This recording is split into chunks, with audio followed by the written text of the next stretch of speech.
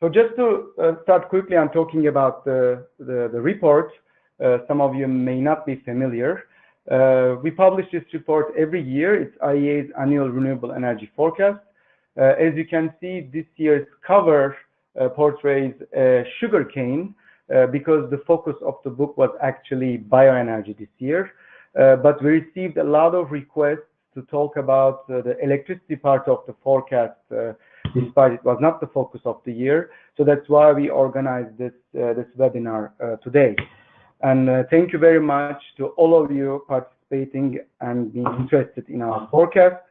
And this is our 5-year forecast. It goes this year up to 2023. And then the presentation will have mainly 4 topic areas. First, we will start putting the electricity into the context of other sectors and looking at today what electricity represents in our energy system and looking at the technologies that participate into that. Then we will show you some of the policy trends, both on the sectoral level, but also specifically on the electricity. And then we will show you a few slides on the forecast by technology, which will include solar PV, onshore wind, bioenergy, hydropower, including pumped hydro, but also CSP. Then we will move into the regional trends, and we will basically explore some of the specific countries or regions and how renewables will do in the next 5 years in their electricity system. And then we will wrap up afterwards and go to the questions. And before we start, I'd like to show you this very basic information about our energy consumption. And currently, today, electricity represents just over 20% of all final energy consumption, which is not the largest sector, as you can see.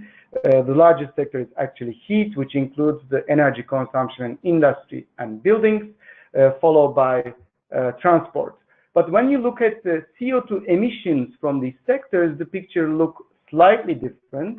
On the right hand side of the chart, electricity actually has almost twice as many emissions as its share in the consumption, which is almost 40%, which makes it equal to heat in this case, and followed by transport. So this means that actually electricity sector holds a lot of great potential for decarbonization, and we would like to highlight this potential and see how renewables are doing in electricity sector, and why electricity sector's emissions is much higher than its share in the energy consumption, because currently 2/3 of electricity generation is provided by fossil fuels, including coal, natural gas, and oil. Actually, when you look at the overall electricity generation today, oil generates much more electricity than solar PV, almost 30% more. So there's a lot to do in terms of the decarbonization. Let's take a quick look on where renewables are consumed. You can see here again 3 sectors: heat, electricity, and transport. Despite maybe the common knowledge, heat has the largest sector end use, I will say, where renewables are consumed. When we say end use here, we mean simply the actual consumption when it's happened. In this case, when you turn on the electricity of your lights, of your TV, this is an end use. When you turn on your heater, bioenergy boiler, or an electric heater that produces electricity, we call this end use. I will show a different picture in the next figure on the right. And here, bioenergy is the dominating sector of renewables. But when you look at electricity, bioenergy's role is much smaller. Majority of electricity generation today is provided by hydropower, followed by wind, solar PV, and other technologies. When you look at the actually electricity generation or of growth by sector, electricity actually leads our forecast. This is a forecast, 5-year forecast, I will say, between 18 to 23. As you can see here, electricity provides the majority of the growth compared to heat and transport.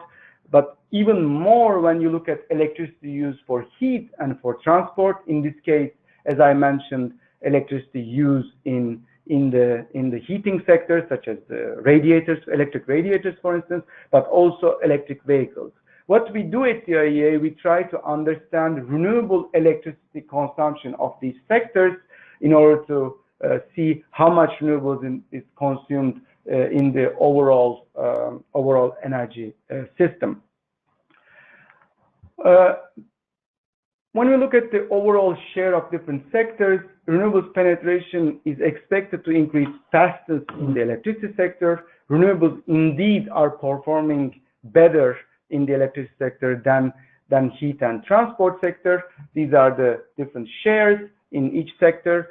We expect electricity generation share of renewables to grow from 24.5% in 2017 to about 30% in 2023. It's an important growth.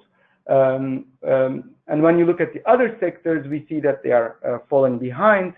We will highlight this in the coming slide when we talk about policies.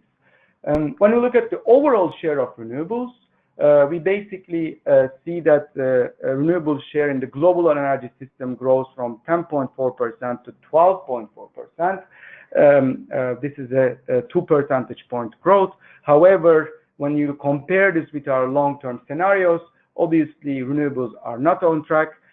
This electricity share that you see in our main case is not also on track for the global trends. And then this picture, just to give you a snapshot, will take us to about 3 degrees increase in terms of the global warming, instead of much lower than 2 that is agreed in the Paris Agreement. And now moving to the policy discussion. In the IEA, we're tracking and collecting information on the policy types and policy adoption over time and by countries globally. Drivers behind robust or limited growth of the renewable shares in different sectors is strongly interlinked with relevant policy implementations by countries. And on this slide, we can see how many countries adopted renewable energy policies for power generation, heating and cooling sector, as well as for transport sector over time, so 2010 versus 2017, and in aggregated numbers to the regional levels.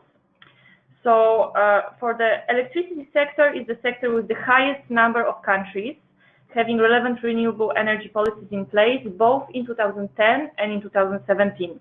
This is a direct driver behind the strong growth of renewables in the electricity sector, as we saw on the previous slide. Additionally, policies supporting renewables in the electricity sector have expanded significantly over the last 7 years.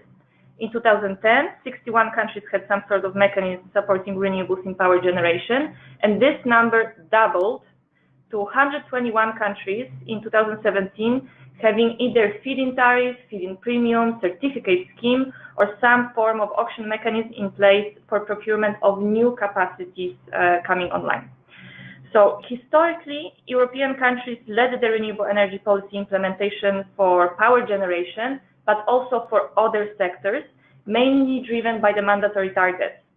And the EU 2020 targets are pivotal in keeping countries active in this domain. However, the 2030 targets are expected to play a similar role. They are very important. However, policy adoption for renewables expanded beyond the European countries and the developed economies and spread across all regions globally. In 2010, in MENA, Latin America, APEC, and Euro-Asia regions, only between 5 to 10 countries in each region had some form of policy mechanism for power generation for renewables, while in Europe it was 20 countries with policies in place. By 2017, in all these regions, policy implementation and renewable deployment have picked up, and between 15 to 20 countries in each of these regions have policy support for renewables in power generation. With European Union, with European region continuing to lead, as 35 countries have policy adopted. Implementation of policies for heating and cooling is visibly lagging behind, and this directly corresponds to slowly rising shares of renewables in this particular sector. Adoption of policies for transport pick up. However, many countries are not strong enough on making sure that they are meeting their blending mandates. And actually, this is seen and resulting in a slow growth of renewables in this particular sector. Okay, so we discussed the policy implementation by region, and now we will dive deeper in discussing policy mechanisms supporting deployment of renewables in the electricity sector specifically.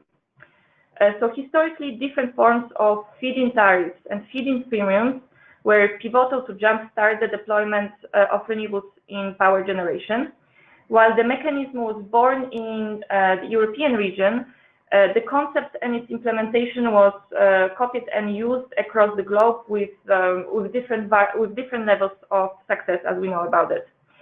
In 2010, around 50 countries had feed-in tariff or feed-in premium in place. And over the time, the policy was growing in sophistication as various forms of caps and automated degression mechanisms were added in order to assure a decreasing level of remuneration levels for new projects as the costs were going down. Additionally, the tariffs started being differentiated per different technology and per different size of the projects to come online, and the different sites where the project would be developed in order to better mirror the true costs of the technology. In order to correctly assess ever-falling cost of renewable technologies and to push the price even further down, countries started implementing different forms of auction mechanisms. In 2010, as you can see on the slide, only 19 countries used some form of auction mechanism for price finding through competitive exposure, while in 2017 this number jumped to impressive 88 countries, with the number of countries actually with auction system overtaking feed-in tariffs. Currently, the different forms of auctions are used as a go-to mechanism for procurement of utility-scale PV and wind projects, while feed-in tariffs and feed-in premiums are still used for supporting growth of smaller installations for residential, commercial, and agricultural purposes. And as we can see, historically, the certificates are less used tool by countries and often go in pair with quotas. As we've explained, the policies remain to be a very important driver behind the renewable energy growth in power generation sector. And in the IEA, we don't only track the policy adoption and the policy evolution, but we also track in detail the renewable energy auctions results globally. We have the PPA database with the results, and we draw from that source a lot of our analysis. And we're also assessing how much capacity is to come from each policy type. Over the last 5 years, 80% of renewable capacity was procured by by the policies with administratively set remuneration levels as feed-in tariffs and feed-in premiums. In our last year forecast, we estimated that about 40% of renewable capacity to be deployed will have its remuneration set competitively. So 40% of capacity to come would come through some sort of auction mechanism. And this year analysis, so Renewables 2018 analysis, showed that this trend is further to consolidate with 60% of capacity to come over 2018-2023 period will come through the competitive schemes, especially as we see that China adopted the auction system for procurement of large solar PV and onshore wind projects. And what are the results of this strong policy shift? The result is that announced auction prices for wind projects commissioned in 2012 will decrease by 70% by 2023. Offshore wind has the largest cost reduction potentials over the next 5 years. The solar bids are continuing to decline, and in certain cases, they were even lower than for onshore wind. However, it is important to remember that this average auction prices only account for 10% of utility-scale projects to come online over the next 5 years. So it is a relatively small portion of the total capacity to come online.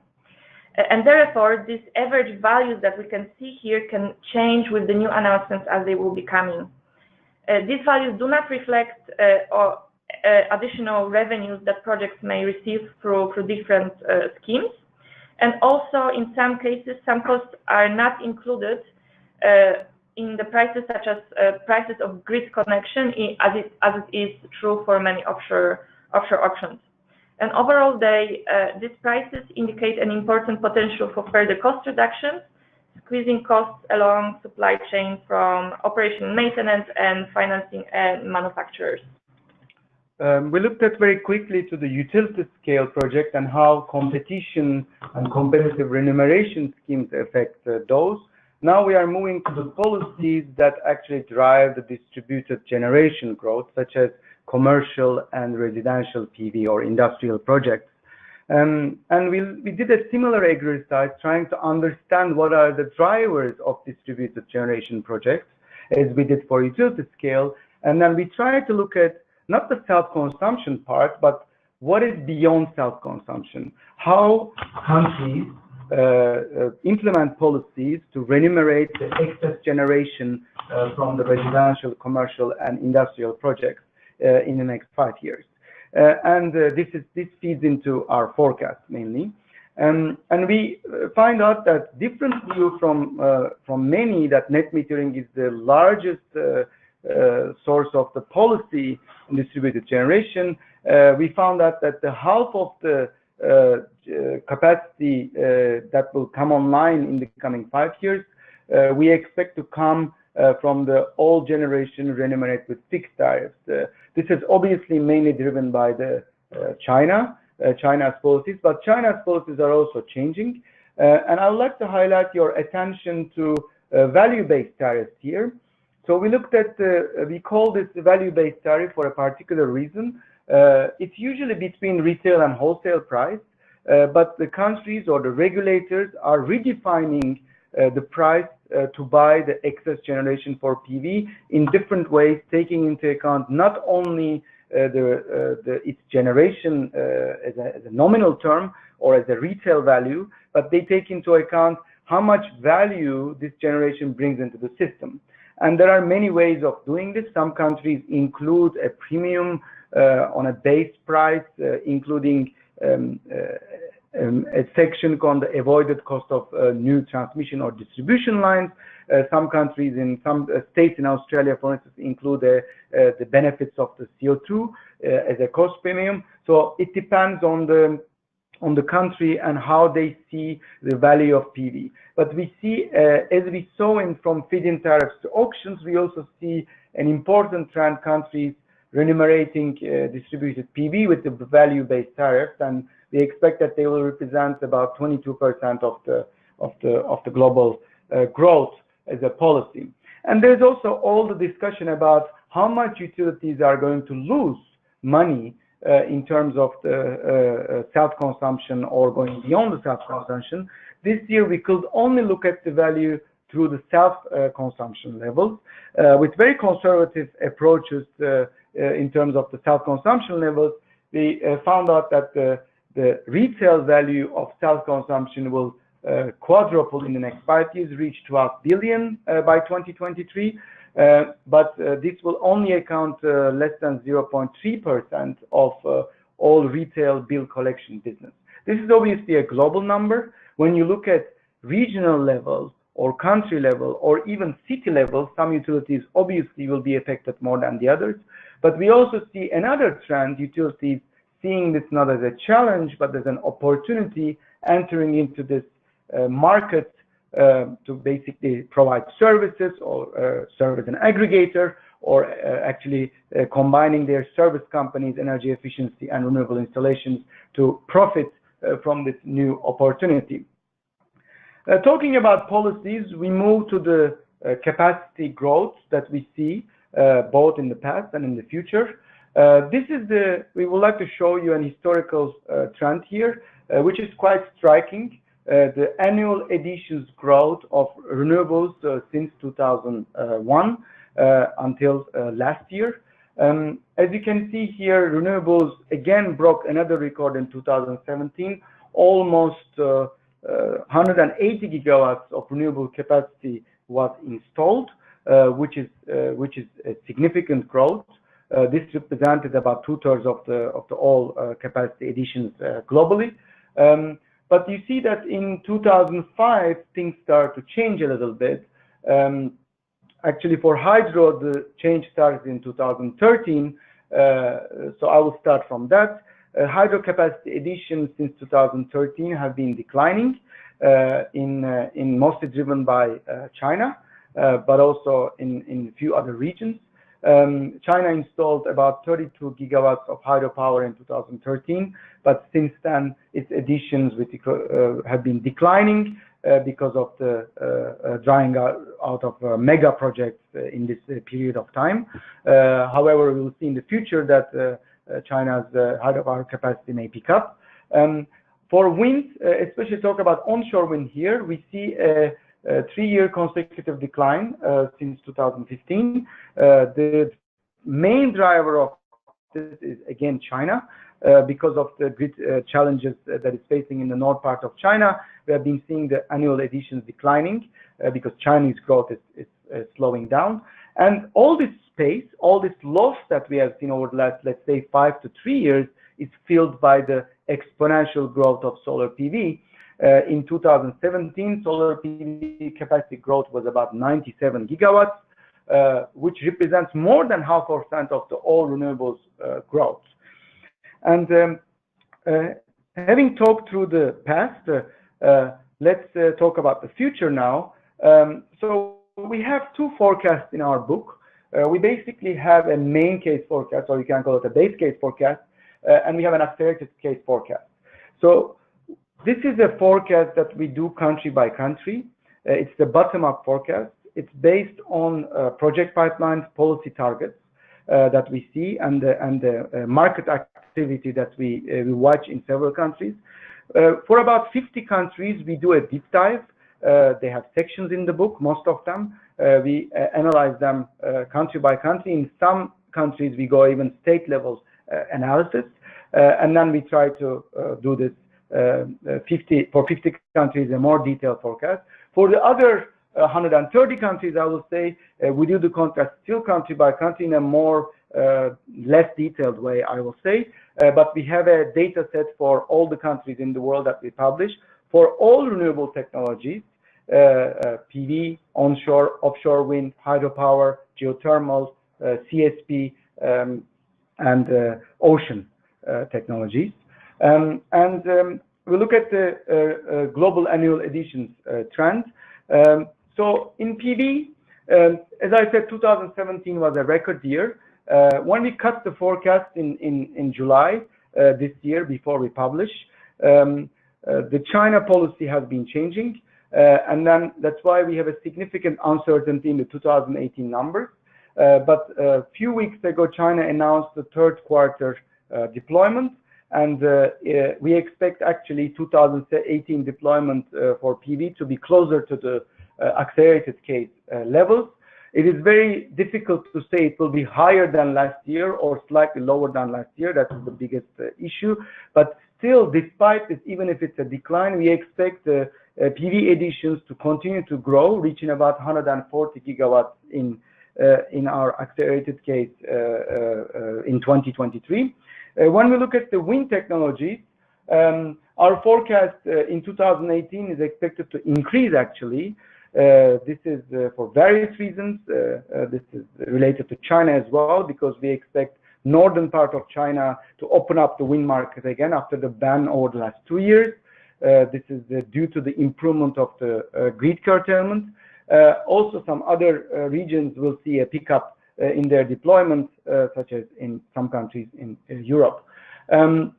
We see an accelerated case range to go about 65 to 70 gigawatts per year, stabilizing in that period.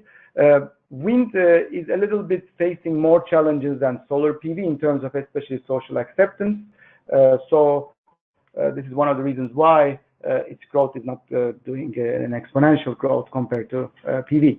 When we look at the hydropower, we expect hydropower additions to stable to decline in the next 5 years. Actually, we revised up our hydropower forecast this year due to the new mega project development in China. We will see that in the China slide in the coming minutes. But hydropower capacity has been suffering for the lack of large-scale projects in key countries such as Brazil and China. My colleague Yasmina will go through our hydropower forecast, including pipe storage in the coming minutes. When we look at the other technologies which represent a significant minority, which are geothermal, ocean, CSP, and bioenergy, they also remain stable to declining depending on the main or accelerated case that you are looking at, but it's less than, it's about 10 gigawatts in the coming 5 years.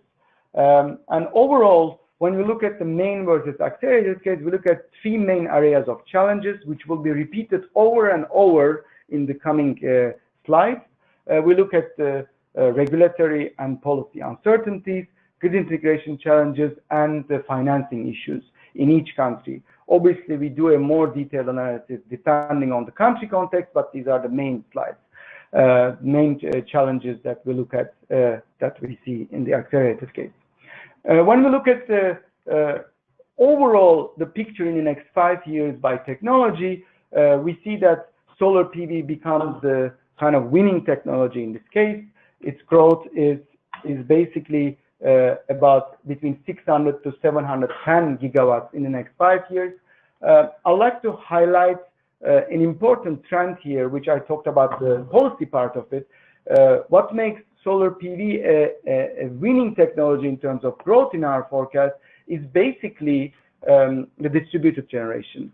Solar PV enjoys a wide range of sizes of installation, from a watt level off-grid to a 500 or 600 megawatt utility scale project, which can include a lot of different financing mechanisms, a lot of stakeholders that can be involved. This doesn't necessarily mean that solar PV generation costs are always cheaper compared to wind and hydro, for instance, but it faces less challenges compared to these other renewable technologies. The same thing holds true for onshore wind and offshore wind. We will look at offshore wind separately in the next slide, but overall, we expect cumulative PV capacity to reach 1.1 terawatts, while wind over almost 1 terawatt by 2023 in our accelerated case. Following the forecast for renewable capacity additions, the next slide takes a look at electricity generation. You can see the growth of electricity generation for the last 2 6-year periods, as well as for the forecast period 2018 to 2023 across all technologies. To meet growing consumption, global electricity generation is forecast to grow just over 2% annually over 2018 to 2023. This relatively slower growth results from energy efficiency improvements, but also a shift in economic activity to less energy-intensive industries, particularly in China. Renewables are expected to grow by almost 40% and contribute 2/3 to the global electricity generation growth. For the first time, solar PV accounts for the largest growth among all sources, including fossil fuels. In absolute terms, electricity from coal remains the largest source. Hydropower remains the leading renewable energy source, contributing 16%, followed by wind with almost 7%. Solar PV with 4% overtakes bioenergy at 3%. The other technologies, geothermal, CSP, and ocean, account for a combined 0.5%. Therefore, over the forecast period, shares of renewable electricity are increasing in many countries, and there are significant variations between countries and regions. This brings us to the next topic, variable renewables, grid integration, and the question often raised, will system integration of renewables be a major challenge by 2023? In this slide, we look at the variable renewable electricity, or short VRE generation, namely from wind and solar PV. The figure shows the sum of VRE generation grouped by the penetration levels in different countries. Today, the majority of generation is in markets with 5 to 10% penetration. This picture is going to change rapidly with a move towards 10 to 20% shares by 2023. Also, the expansion will rely more on solar PV generation, and integration challenges tend to occur sooner for technologies with lower capacity factors. Now let's look how the generation in terawatt hours is distributed across countries. In 2023, 74 countries will still have a VRE share below 5%, with limited impact on system operation. In 2017, 23 markets had a penetration of 5 to 10%. By 2023, the number of countries with 10 to 20% VRE share is expected to almost triple to 33 markets, including major economies like China, India, Brazil, and the US. This change will require a more systematic approach to system integration. Bringing us back to the initial question, will system integration of renewables be a major challenge by 2023? The short answer, it already is major and has been for some time. The technical options do exist, but it is crucial how to address the challenge in a cost-effective manner. A more detailed answer can be found in the IEA analysis on the status of power system transformation 2018. Just a quick look on the offshore wind market, which is not presented separately in the previous slides. Here I would like to show you a little bit how offshore wind capacity will grow in the next 5 years. We expect offshore wind capacity to triple in the next 5 years to reach about 52 gigawatts. However, there's an important change, as you can see in the figure. The capacity growth slowly shifts from Europe to other markets such as Asia, mainly I will say in China and Korea. It is an important trend because after the success of the European Union, basically other countries are trying to adopt similar policies to deploy cost-effective offshore wind. Although, despite this regional shift, Europe remains the largest country with the largest capacity, installed capacity in basically globally in 2023. In our main case, it accounts 2/3 of the global offshore wind capacity installed. However, in our accelerated case, there's a lot of Asian countries, and also in North America, the capacity is picking up. Most of the accelerated case actually represents the project outside of Europe rather than in Europe. And we expect about 60 gigawatts to be installed in the coming 5 years in our accelerated case. We do not only look at solar PV and wind. Concentrating solar power is one of the flexibility options mentioned. It has an inherent ability to store energy for short time and also provide ancillary service. Furthermore, multi-hour storage can allow to shift the time of generation or enable continuous generation even after sunset. The forecast for concentrating solar power shows some interesting trends. Cumulative installed capacity in 2017 is dominated by projects without storage and by Spain and the United States. In the next 5 years, CSP is expected to see projects with storage dominate, with almost 90% of the additions. Geographically, China is giving new momentum to the industry and expected to overtake the United States in installed capacity. Further projects are expected in Africa, the Middle East, Australia, and Chile, and the installed capacity base will almost double from 5 gigawatts in 2017 to 9.2 gigawatt in 2023. Looking at the output, electricity generation from CSP is expected to more than double from 13 terawatt hours in 2017 to 30 terawatt hours in 2023. While Spain remains the largest installed capacity base, China, due to projects with multi-hour storage and resulting higher capacity factors, is expected to become the leader by 2023 and contribute over a quarter of CSP electricity. Recent auction results indicate that there is significant cost reduction potential for CSP. However, technology risk, restricted access to financing, long project lead times, and market designs that do not value storage continue to challenge CSP deployment. This challenge is intensified through the competition with rapidly improving economics of solar PV. For hydropower, we expect the growth over the forecast period to be less than we've seen in the previous 6-year period, and this is due to a slowdown in large hydropower development in China and Brazil. These two markets made up about 60% of the hydropower growth that we saw between 2011 and 2017. So as my colleague mentioned earlier, a slowdown in these two markets inevitably will affect the global total, which is why we see smaller growth between 2018 and 2023. So we see about over 200 in the previous 6-year period, down to slightly over 125 between 2018 and 2023.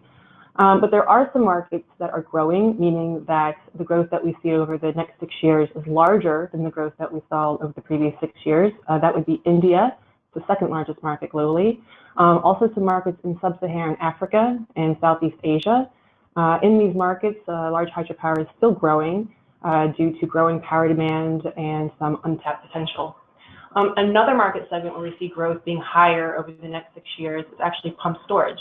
So compared to the previous 6 years, we see more growth in pump storage over the next 6 years. And in fact, we see about 20% of hydropower growth over the next 6 years is actually expected to come from pump storage plants. In terms of the geographic regions that make up that growth, China is expected to lead, followed by Europe and some markets in Asia, Pacific, and Middle East, North Africa, in particular India, Philippines, Thailand, Morocco, and Israel. In almost all of these markets, the driver behind pump storage growth is an increased need for system flexibility in order to integrate the increasing variable renewable generation from solar PV and wind. However, in some markets, particularly those that are liberalized or partially liberalized, the economic attractiveness is actually a constraint to higher pump storage growth. And that's because the business case, which was originally energy arbitrage, is actually shrinking or becoming less optimistic in some of these markets. And there's also a lack of insufficient remuneration for some of these system services that pump storage can provide. Looking at the technology trends, now we would like to guide you through some of the regional trends that we see, our forecast looking at a different perspective. Overall, we expect the renewable capacity, as you mentioned before, to grow just over 1 terawatt, including all technologies and all regions. This will account for 70% of global capacity expansion. This is a very important number. And as you mentioned previously, about 90% of this growth will just come from solar and wind and variable renewables. The picture in terms of China over the last decade as the leading country is not changing in the next 5 years in our forecast. China indeed accounts for almost 40% of every single renewable plant deployed between 2018 and 2023. China leads the growth in terms of solar PV, onshore wind, hydropower, bioenergy, offshore wind, and CSP. The only two technologies that China is not leading is geothermal and marine technologies. When we look at the top three, we see a change in this year's forecast. China remains the same, but on the top other two countries. Last year we had United States as the second largest growth market, but this year Europe is the second largest growth market after China.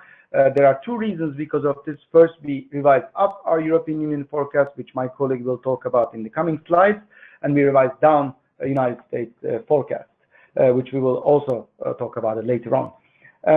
These countries followed by India, which shows a significant growth, and followed by Africa and the Middle East, Japan, Brazil. I would like to highlight your attention into the other category, which is significantly growing and showing that how renewable policies are spreading out, as we showed, and how this affects the growth in many other markets. The accelerated case overall takes us to about 1.4 terawatts of capacity. This deployment will be in line with the 2 degree scenario that we would like to achieve. Just some quick regional trends before we finish our presentation. We start with China. This is our annual editions of China's forecast. As the title says, China's new PV policy has local and global implications. As you can see, the PV growth in China declines in 2018. As you may remember, in the end of May, beginning of June, China decided to end or phase out the feed-in tariff for 2018 projects, move to an auction scheme, as well as putting a cap on the distributed generation. Our 2018 forecast took this into account when it is announced, with the caps that are announced, and then basically expected a decline in the overall additions in 2018. However, we see that this policy of China may result in a declining trend in the short term. We expect that the longer term it will make the solar PV more competitive and actually make it faster competitive compared to other technologies, and this will spread out globally, probably affecting an accelerated case in deployments not only in China but in many other countries. We also expect the onshore wind growth to actually improve in the coming years, as you can see in the picture, although slightly lower than 2015, but we see an important growth. China's accelerated case is quite big because there is still a lot of policy uncertainties in China. Mainly, China is transitioning towards feed-in tariffs to various different remuneration policies. There are several ones on the table. Nothing is approved currently, and this creates uncertainty in our forecast that we reflect, and you see that upside accelerated case much larger to basically try to make sense of these uncertainties within the forecast. What is the uncertainty that we see? China introduce an RPS policy with a green certificate, with a provincial level electricity market, with a CO2 pricing at the provincial level, and auctions and distributed generation policies, and so on and so forth. But we are still unsure how these policies will interact and provide a sufficient remuneration mechanisms to basically all renewables in China. But the only thing that we expect is that it will grow, but to what extent is the uncertainty between our main and accelerated case. There's also an important factor here is the grid integration. As you know, China's curtailment in 2017 was about 12%, improved compared to 2016. But as a result of this, China banned the development of wind and solar in some regions. This is also the biggest uncertainty in the forecast, because we do not know which province will lift the ban and how this will improve in terms of the different policies. That is why we have the accelerated case also growing towards 2023, showing this significant uncertainty.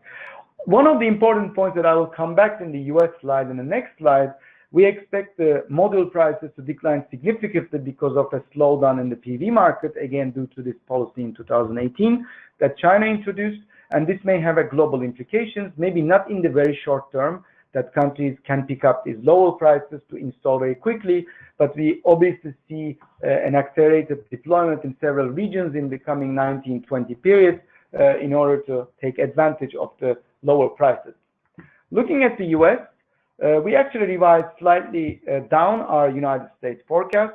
There are several reasons because of this. Some are related to particular renewable energy policies, some are related to policies such as related to trade or actually tax policies. As you may know, the biggest incentive in the US market for renewables are federal tax incentives in the form of production and investment tax credits.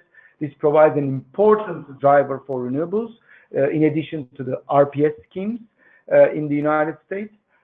But overall, the new tax reform that I introduced and approved last year actually has an impact in the tax equity because it makes tax equity less valuable in this sense because the corporate tax are declined. Although we expect that the revenues of the existing projects will be boosted because of the corporate tax reduction, but for new projects, finding a tax equity will be much more challenging. That's why we reflected this in our forecast, and we revised down significantly onshore wind and PV forecast, utility scale forecast. The distributed generation forecast is actually better than last year's.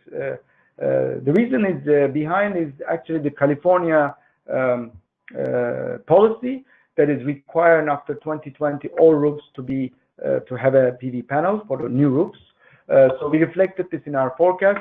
We took a conservative approach in our main case, mainly due to we expect some challenges, legal challenges that come into the place, and there may be some delays in the implementation of the California policy. Other renewables in the US are small, but there's an improvement development there. We revised up actually both offshore wind and bioenergy forecast in the United States. We see an incredible momentum on offshore wind with new projects coming up, and new states are introducing targets and auctions. So we reflected this in our forecast. However, beyond 2020, the forecast uncertainty remains in the United States because the Clean Power Plan seems like not going to be implemented, and the new program that will replace Clean Power Plan is a big uncertainty in our forecast because tax incentives are phasing out as well.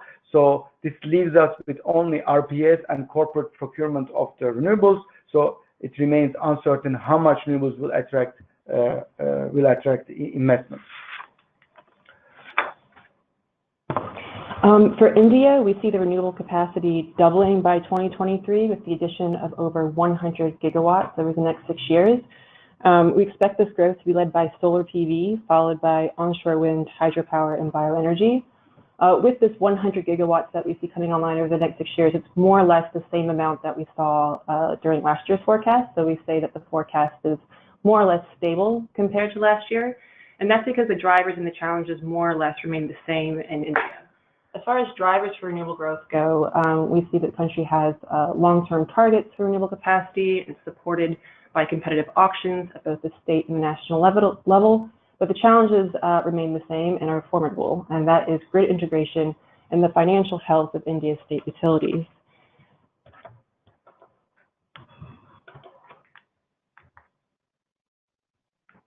Sorry, there's a technical problem. We cannot move the, yeah. And in particular, the financial health of India's state utilities plays a particular role in the deployment. And that's because the financial health dictates whether or not these utilities can actually purchase additional power, whether or not they can make payments on time, whether or not they can sign contracts or even uphold them. So if the state utility is in a poor financial health, it really jeopardizes its ability to do this. And that creates some uncertainty then of how much renewable capacity could actually come online. Now, this actually has particular implications for solar PV, where we see about 40% of the PV capacity needed to reach the 2022 targets occurs in states where the financial health of the distribution companies is actually below average. So the financial health of state utilities really plays a key factor in the solar PV forecast and whether or not we see India reaching its 2022 targets. However, for onshore wind, we do see India reaching its target of about 60 gigawatts between 2022 and 2023. Yet the pace of the auctions, which is the main driver of growth after 2018, before that was the previous policy mechanism, which is why you see a dip there, 2018. But the pace of these auctions for the majority of the forecast period and grid integration will be critical factors of whether or not this target can be achieved. But we do see it reaching it in our forecast. As for the accelerated case in India, we see that growth could be 1/3 more if some of these broad challenges, such as grid integration and the financial health of the state utilities, has actually improved. But what's interesting to note is that half the upside potential of renewable capacity in India is expected to come from distributed solar PV, in particular from the commercial segment, if the economics for self-consumption continue to improve and be attractive, and if the residential sector can actually take off. Right now, currently not so economically attractive, but should that take off, there's great potential there. Moving over to the European Union, as my colleague mentioned earlier, we revised the forecast up for the European Union this year compared to last year. That's due to several developments that we've seen over the last year that weren't in place when we did the forecast previously. First is that there have been new auctions that have been announced or actually held spontaneously in several major markets such as Germany, France, and Spain in order to reach 2020 targets or any longer term goals that the market has. The second reason for the more optimistic forecast is that there's been a higher renewable energy target for 2030 that's been approved at the European Union level. And we expect this to translate into policies that will continue to support deployment beyond 2020 in markets. The third reason for the more optimistic forecast for the European Union is that we see a growing corporate PPA market. Overall, we expect renewable capacity to increase by 1/4 in the EU. Onshore wind is expected to lead this growth, followed by solar PV, where half of the PV growth is expected to come from distributed systems. In this region, offshore wind is the third largest source of renewable growth, followed by bioenergy, and there's still some potential for hydropower left in the European Union. Half of that, it's important to note, is coming from pumped storage. In terms of geographic markets, Germany is expected to lead the growth in the European Union, followed by France, the UK, and Spain. If you look at the annual deployment patterns, so these are net additions each year, you see that it fluctuates, and what we say is that that's expected to be volatile. And this reflects the transition in policy schemes that my colleague Carolina was mentioning earlier between feed-in tariffs and feed-in premiums to competitive auctions. And this is particularly relevant for onshore wind in the European Union, where some markets are ironing out some of their new auction design rules. There's still some permitting challenges, and there's still some uncertainty over decommissioning and repowering in markets such as Germany and France. In terms of the accelerated case in the European Union, we see that growth could be 1/3 higher than the main case. And this is if markets continue to have auctions that are outside of their currently planned auction schedules, or if the economics for distributed PV and corporate PPAs continue to improve. Another region where we've revised up the forecast has been the MENA region, where we revised the forecast up by over half compared to last year. And this is due to a more optimistic outlook for solar PV, particularly in Morocco, in Israel, in Egypt, the UAE, and in Saudi Arabia. There are three major reasons behind this more optimistic PV outlook in the MENA region. The first is that in many of these markets, auctions are happening faster than we thought. Previously, things were quite slow, but in some of these markets, or most of them actually that have competitive markets, some of the steps are occurring at a faster pace than we previously saw. So announcing the auctions, pre-qualifying bidders, selecting bidders, it's happening at a faster pace, and so we've revised the forecast up to reflect that. The second reason is that about 1.5 gigawatts of PV came to financial close in Egypt under their stalled feed-in tariff program, and we've revised up the forecast for distributed PV due to net metering regulations that have been improved in Israel and in Egypt. The forecast for wind in the MENA region has been revised up slightly due to developments in Morocco and Saudi Arabia, while the forecast for hydropower has been revised down due to slower than expected development of hydropower projects in Iran. The CSP forecast has been revised up after the amount of capacity allocated in the UAE's latest auction was scaled up after they received very attractive bids.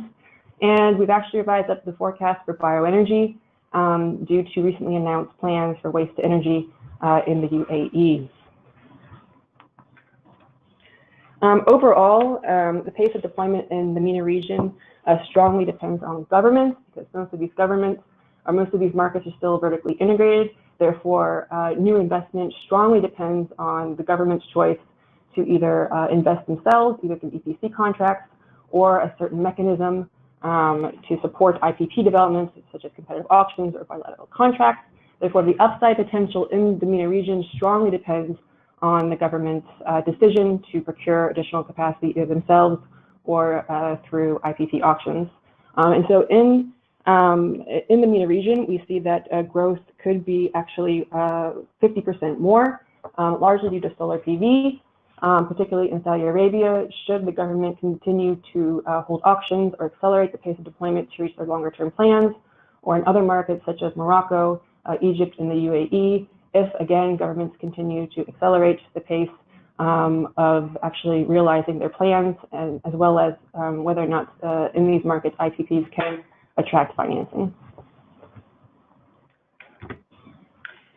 In Sub-Saharan Africa, renewable capacity is forecast to grow by 70% or 27 gigawatts from a small base over 2018-2023 in order to reach 64 gigawatts by 2023.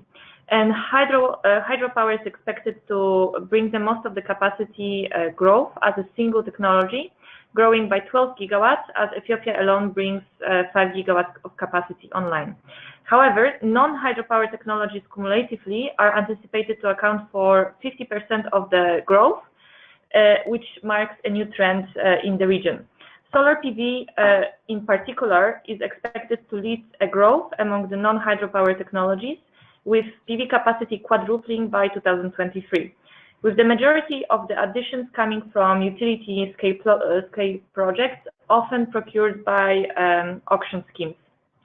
Overall, a quarter of PV capacity growth is in Sub-Saharan Africa is set to come from off-grid PV applications, which are expected to reach ultimately 3 gigawatts of capacity by 2023. And this important growth is in particular that the residential growth in Sub-Saharan Africa is replaced by off-grid PV growth.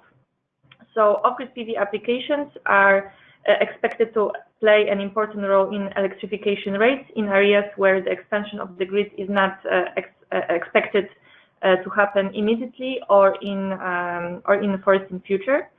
Off-grid PV industrial applications, mini grids, and small solar home systems are expected to bridge that electrification gap with 30 million people in the region to gain initial electricity services through off-grid applications. The solar PV growth in Sub-Saharan Africa could be 3 gigawatts higher, provided faster commissioning of planned or already agreed projects, easier access to affordable financing, healthier situation of the off-takers would also benefit the deployment and the commissioning of the projects, as well as certainty in the policies, regular auction scheduling by the government, and timely PPA signing and grid connection. And of course, those factors are not only important for growth of solar PV, but also other technologies in the region. Last but not least, we now have a look a bit further to the east. In ASEAN countries, renewable capacity is expected to grow by almost 2/5, or 22 gigawatt, reaching 80 gigawatt in 2023. This is similar to the capacity growth in the past 6 years. However, the technology shifts from the majority in hydropower to solar PV, wind, and bioenergy.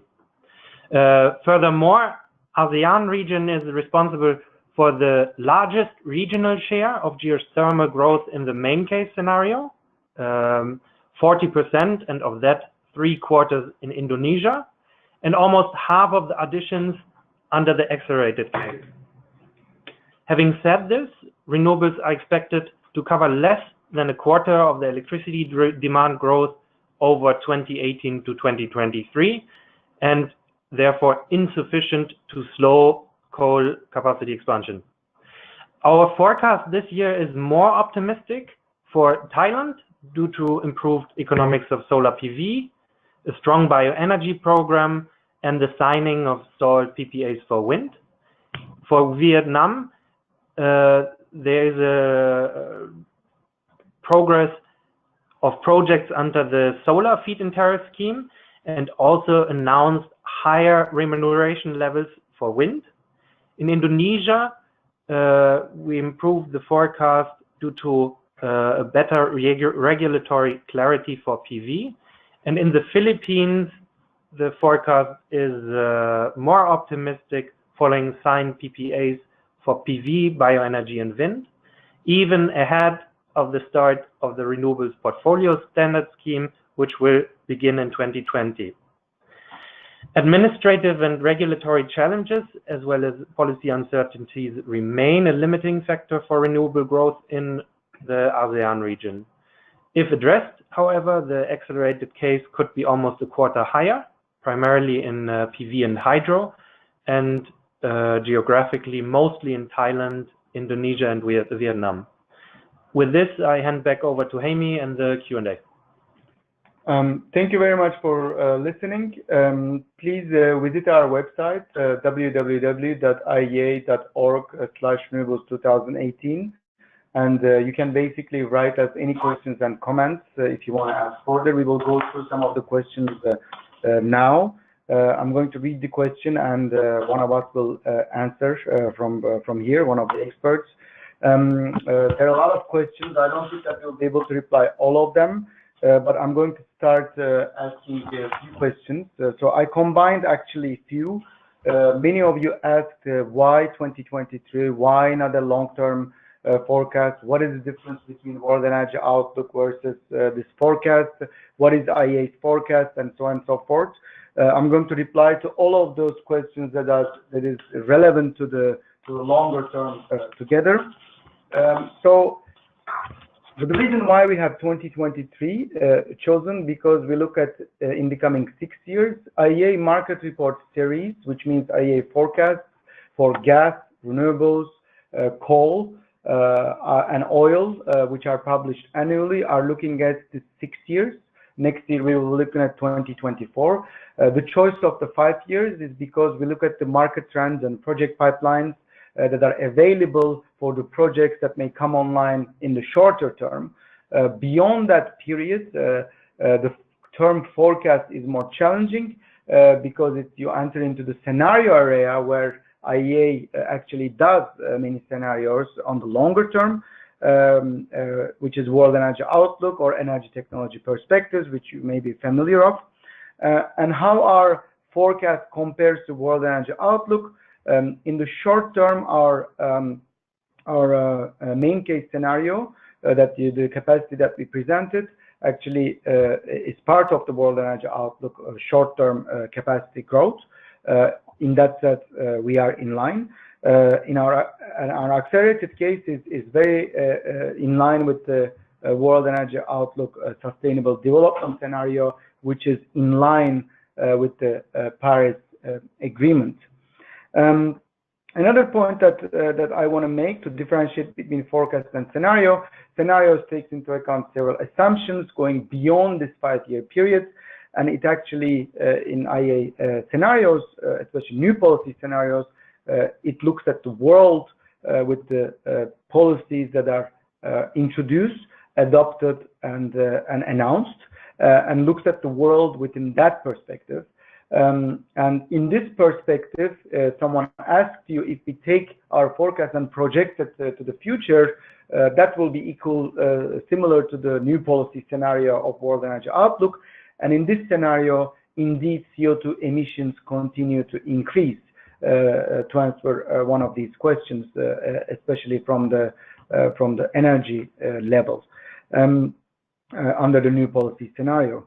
And obviously, this trend is completely opposite of the trend that we need to achieve towards a more climate-friendly world or below 2-degree scenarios. The emissions need to peak immediately. However, as you may know, IEA announced last month the expectations for 2018 emissions growth, and then we expect emissions to continue growing in 2018, unfortunately, due to the economic growth in many parts of the region and continuous use of fossil fuels. Another question that was put forward was about repowering.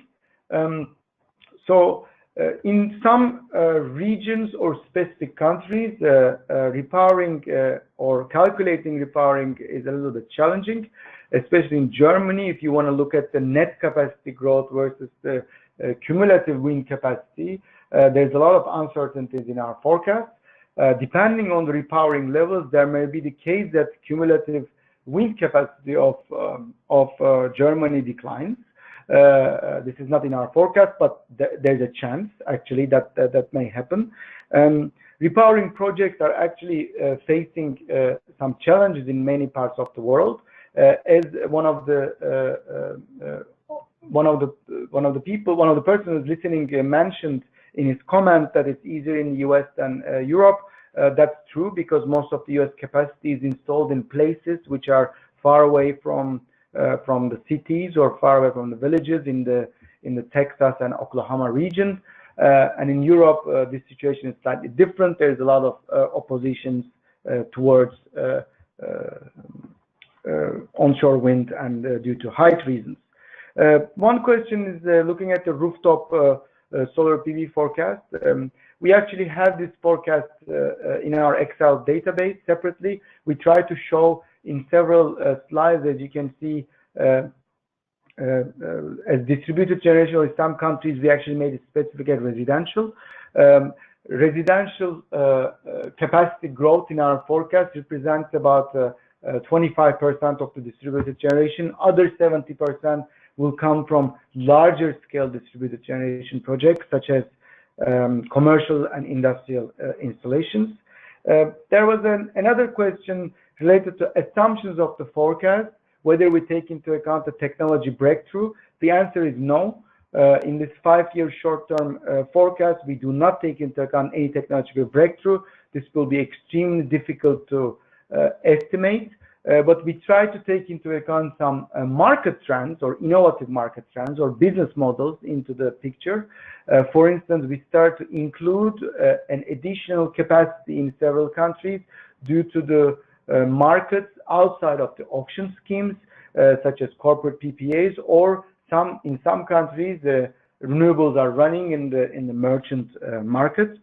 There was another question, rightly so. I'm going back to that auction price slide. So showing the auction prices, and people raise why the auction prices are increasing after 2022. As my colleague Karina mentioned, these auction prices takes into account weighted average values of announced prices by commissioning date. So the reason why there is an increase after 2022 in offshore wind, for instance, because we expect more expensive projects that are auctioned years ago, such as in France, to come online, which are pushing the global average price up. The same thing holds true for some onshore wind projects that are being delayed in our forecast, and then they've been auctioned maybe years ago in 2013, 14, or 16, but we expect that will come online in 2022, 2023 part. One of the reasons that you have very low prices in 2022 is due to the reason of the Mexican auction, which were averaged last year about $17 per megawatt hour. But after that, the auctions that are announced were actually more expensive than these price levels, and the averages reflect that reality. Another important point that is raised by the audience is the accelerated case methodology. I tried to explain a little bit our methodology in our accelerated case, but let me further elaborate a little bit.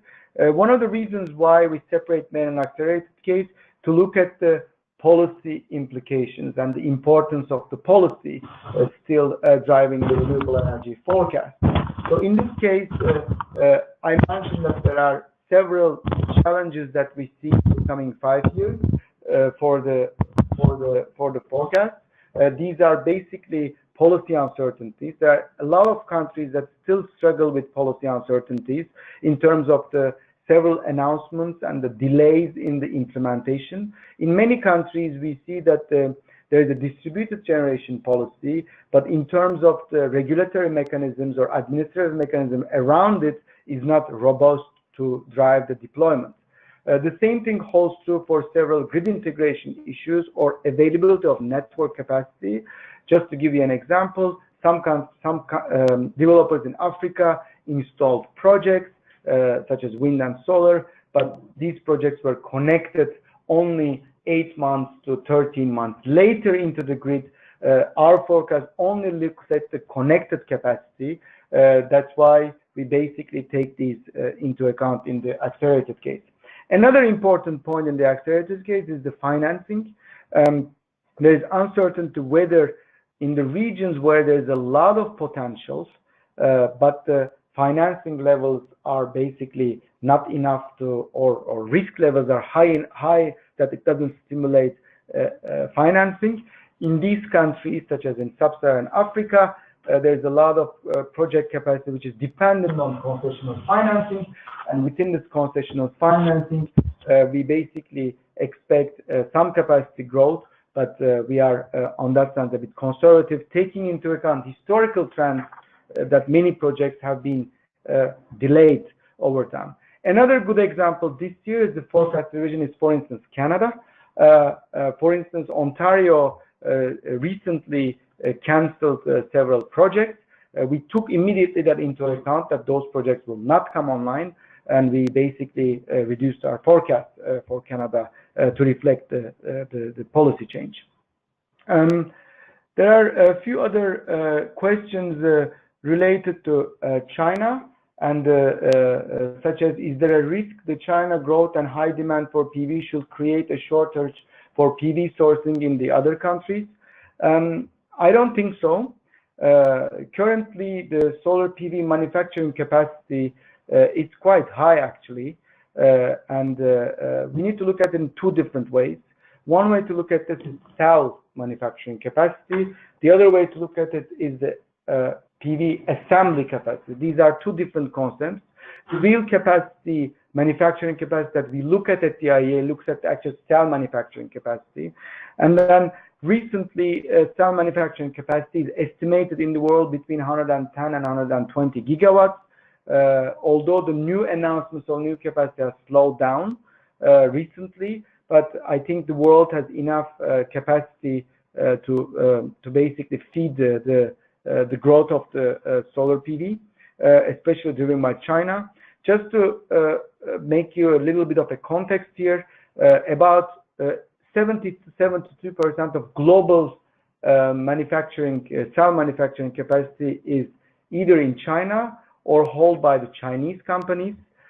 So China's role is significant in this case.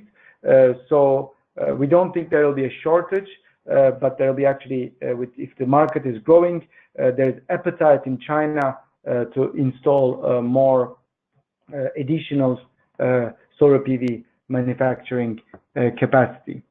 There's a question on the, could you comment further on subsidy-free renewables and current status and future trends? I partially replied to this question. So, as my colleague Carolina mentioned, we had renewable policies with the administrative remuneration schemes, such as feed-in tariffs, then we moved to auctions.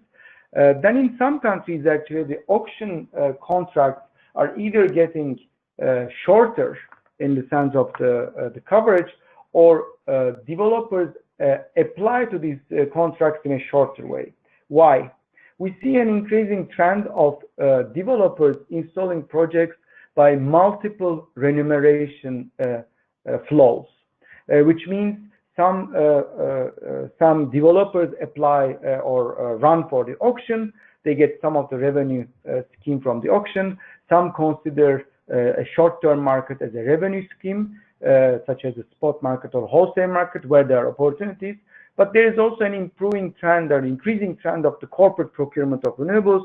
In many countries, the enterprises, having seen the decline of renewable costs, are basically not doing this as a social responsibility project, but for practical reasons, because the developers can provide cheaper contracts to these corporates.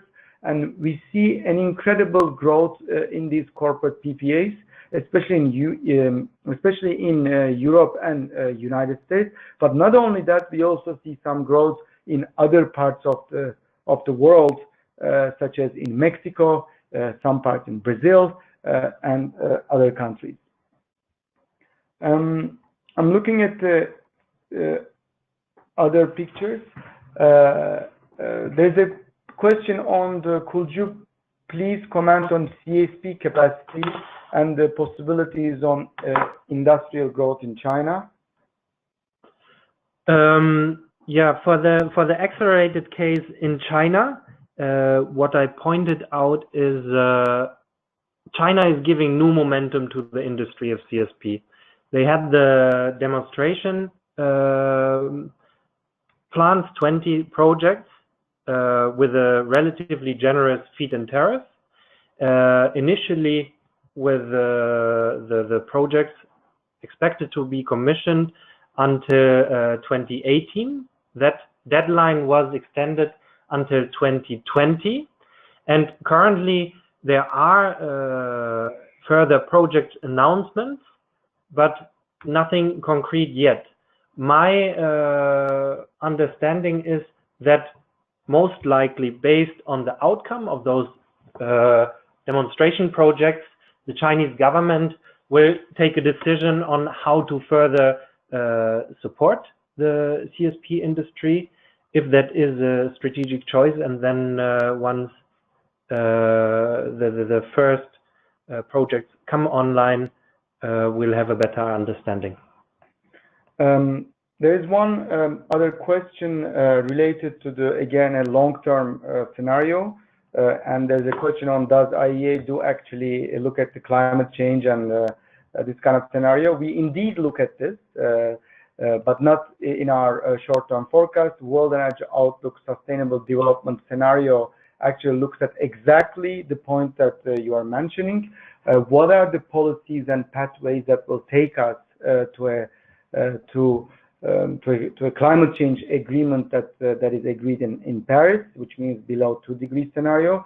Our sustainable development scenario actually looks at multiple goals, not only temperature increase. It also looks at the air pollution and energy access goals that are part of the SDG 7 or Sustainable Development Goals that are globally agreed. And there are no other questions coming up. You can always send us an email. Please see our email on your screen. Sorry to go very fast towards the end. You can always send us an email, ask questions. Again, we will be sending the presentation of this slide to all the participants. Thank you very much for listening. And please do not forget to visit our website, where you can find a lot of free materials to basically maybe satisfy your curiosity. Thank you very much again.